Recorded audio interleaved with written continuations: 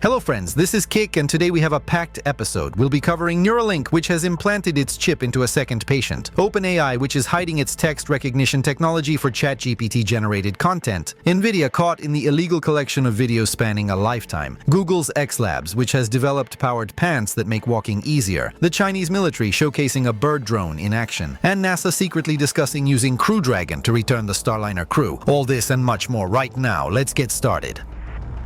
We'll begin with Neuralink, which has already implanted its chip into a second patient. In May 2024, Neuralink announced that it was searching for a second patient to receive its brain implant. After 2.5 months, the startup found a volunteer and performed the chip implantation surgery. This was reported by Reuters, citing statements from the startup's owner, Elon Musk. The billionaire clarified that the surgery was successful, but Neuralink has not yet disclosed the identity of the patient. As previously known, the patient could be someone over 18 years old with complete paralysis of the limbs, or amyotrophic lateral sclerosis, which causes progressive muscle paralysis. Media sources have discovered that the second Neuralink patient has a spinal cord injury similar to the damage sustained by Nolan Arbo, Neuralink's first patient. Elon Musk stated that about 400 of the 1,024 electrodes in the second volunteer's brain are functioning. Along with this second patient, the company intends to test a more powerful chip that will read impulses for 8 hours without recharging. Musk also revealed the startup's future plans. By the end of 2024, as part of clinical trials, Neuralink plans to conduct chip implantation surgeries on 8 more patients. The Neuralink chip is inserted into a small hole in the skull. Using a robotic manipulator equipped with ultra-thin needles, 64 bundles containing 1,024 electrodes are inserted. These electrodes connect with areas of the brain responsible for movement. Each bundle is no thicker than 4 microns, and the length is 20 millimeters. The size of the chip itself is no larger than a coin. From the outside, it will not be visible that the patient has a chip in their head. The electrodes are not fixed, and some of them may lose contact with the brain due to strong shaking or if air enters under the skull after surgery.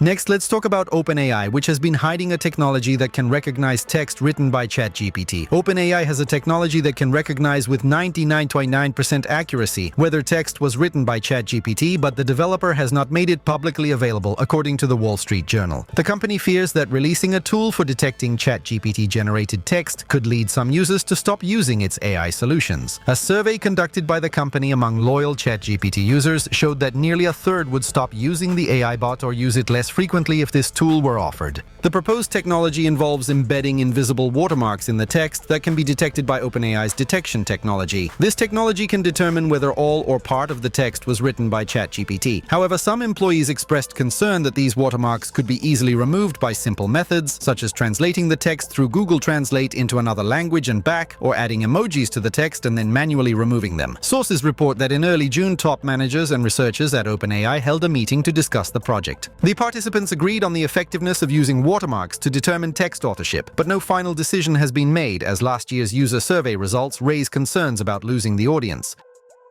Meanwhile, Nvidia has been caught mass downloading videos from YouTube and other platforms to train its AI models, ignoring copyright issues. The company justifies its use of others' videos to train AI by referring to the spirit of copyright law, but the platforms disagree with this stance. According to internal documents and communications obtained by 404 Media, Nvidia was gathering videos spanning a lifetime from various online resources. A former Nvidia employee who wished to remain anonymous stated that workers were instructed to download videos from Netflix, YouTube, and other platforms to train AI models intended for generating the 3D world of Omniverse, self-driving car systems, and future digital human products. The project is codenamed Cosmos. Employees used free open-source software like YTDLP and virtual machines that updated IP addresses to avoid YouTube blocks. The task was to gather information equivalent to 80 years of life every day. YouTube and Netflix emphasized that such use of their content violates the platform's terms of service. A Netflix representative also noted that they have no agreement with Nvidia to provide content, and the platform's terms prohibit web scraping where server scripts automatically download content. Speaking of Nvidia, they are using Apple's Vision Pro augmented reality headset to develop a humanoid robot. The developers are training the AI model for Project GR00T, a humanoid robot using real and synthetic data, which allows them to save time and reduce costs. Training-based AI models for humanoid robots requires an enormous amount of data. One way to capture human movements is teleoperation, having the robot copy human movements, which is becoming increasingly expensive and time-consuming, Nvidia noted. Last month, Nvidia presented a teleoperation workflow at the SIGGRAPH Computer Graphics Conference using Nvidia AI and Nvidia Omniverse, allowing AI researchers and developers to generate vast amounts of synthetic motion and perception data from minimal, remotely captured human movements. And for capturing human movements, Apple Vision Pro augmented reality headsets are used. By recording a small number of motion demonstrations with teleoperation using Apple Vision Pro, developers then model the obtained data in Nvidia Isaac Sim, a reference application for designing, modeling, testing, and training AI-powered robots, and use the MimicGen NIM microservice to generate synthetic datasets from the recordings. This expands the dataset with synthetic datasets based on real motion demonstrations. The resulting dataset is then used to train the humanoid robot model for Project GR00T. Developers then use the RoboCasa NIM microservice in Isaac Lab, a framework for training robots, to generate experience for retraining the robot. Moving on, Skip has unveiled unusual electric pants that can increase leg strength by 40% or make the wearer feel 13 kg lighter. This unique technology was developed in collaboration with scientists from Google X Labs. Essentially, it is a small exoskeleton built right into the clothing. The development is called MOGO, which stands for Mountain Goat. The durable outdoor pants are equipped with servo motors at the knees that can increase leg strength by 40%, assisting muscles while walking. A full charge of the MOGO batteries will last for 3 hours of operation. The exoskeleton supports the person's weight during ascents and descents, similar to regenerative braking in electric cars. The development is also suitable for parents going on hikes or long walks with small children. The technology has already helped people who experience difficulties while walking. For example, the pants helped a woman climb stairs for the first time in 25 years, and an elderly mountaineer resumed his hobby. The Skip MOGO will be sold for $4,500 per set for both legs. However, a version with a single unit can also be purchased.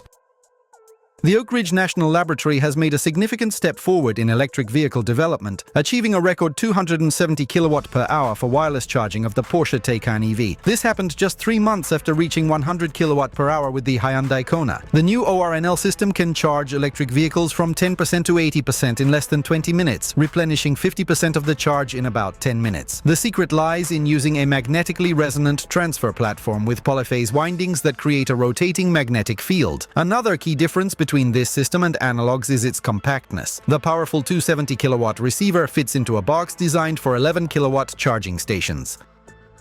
The Chinese military has showcased a bird drone in action. The Sea Dragon, a special unit of the Chinese Navy, uses these unusual UAVs in its missions. These are drones that mimic real birds. Judging by the footage, the bird drones can come in different sizes. The smaller ones can pretend to be pigeons or sparrows, and the larger ones can mimic crows or hawks. Both types are launched manually, like a paper airplane. Once the drone is airborne, it starts flapping its wings, which is how the device stays in the air. Experts believe that China's Sea Dragon may use these robobirds for various purposes.